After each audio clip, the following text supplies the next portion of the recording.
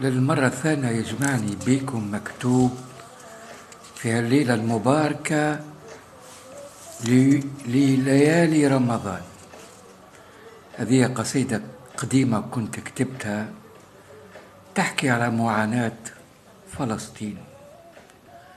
أعطيتها عنوان ترابك غالي وميهون. كان طفل صغير زاهي وفرحان بين أهله وناسه، يخمم بشارد البال، يحلم يفكر يحسن وضعه ويبني بلاده مطمان.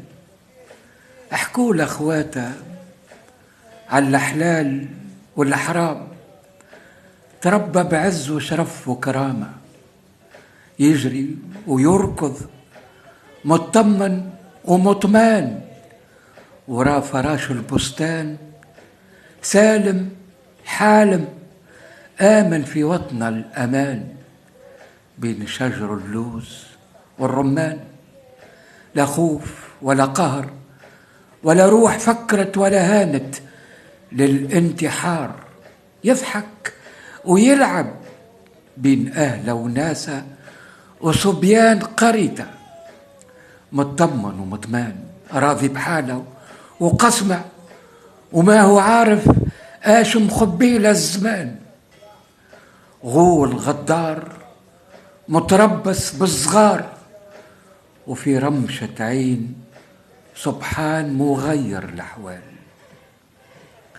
ضاع المكان وتبدل الحال، دخان ونار وانتقام، عسكر ومدافع وحصار، قتل وتشريد وانتحار في عز النهار. حرقوا الدار والمدرسة وهدموا المستوصف، وجرفوا الزيتونة وشجر اللوز والرمان، واخذاوا الفرحة وسالت الدموع والدماء أنهار. واش خلوا فيها؟ واش خلوا فيها؟ خلاو قيفار، بكاو ونويح وعوي كلاب، وحصار في جرته حصار. هكا حب الصهيوني الغدار، اقتحم المكان وصنع الاستعمار، جوع وعراء، لا مدرسة ولا دواء، حتى القوت والماء. مين يفرج كربنا؟ مين يفرج كربنا وياخذ بيدنا؟ مين يروف قلبه ويحس بغلبنا؟ مين؟ لمتى باش يدوم هالحال؟ لمتى القلب تعبى وما عادش فاضي ليه مكان؟ المسلم للمسلم رحمة، المسلم للمسلم رحمة. يرضيكم هكا؟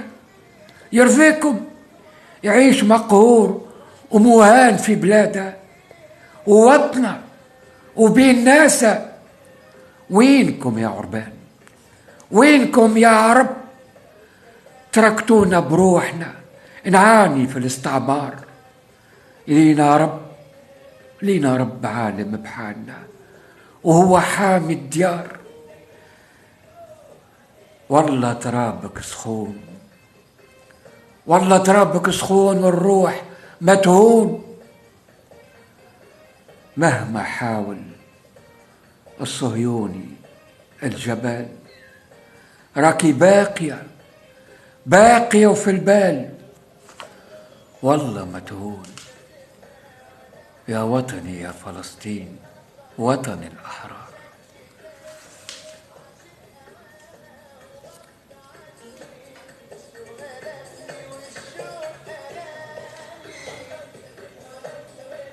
ومني عليكم السلام.